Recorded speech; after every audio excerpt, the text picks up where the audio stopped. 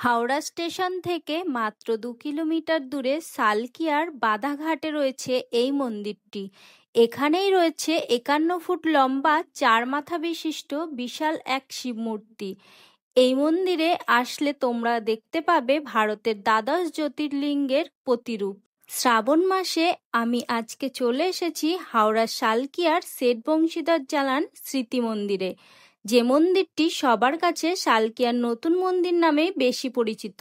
এখানে আসলে তোমরা শিবের 51 ফুট উঁচু মূর্তি দর্শন তো করতে পারবেই, তার সাথে দ্বাদশ জ্যোতির্লিঙ্গের দর্শনের সাথে সাথে ভারতের কোথায় কোন জ্যোতির্লিঙ্গকে কি রূপে পূজিত করা হয় সেটা সম্পর্কে সম্পূর্ণ ধারণা পাবে। মন্দিরের ভিতরের পরিবেশ অত্যন্ত মনোমুগ্ধকর। রাতে তো এই মন্দিরের সৌন্দর্য আরও দ্বিগুণ হয়ে ওঠে।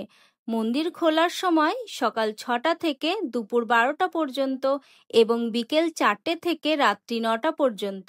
তোমরা যদি শ্রাবণ মাসে এই মন্দিরটি দর্শন করতে চাও তাহলে হাওড়া থেকে অটো বা বাস ধরে চলে আসো বাদাঘাট।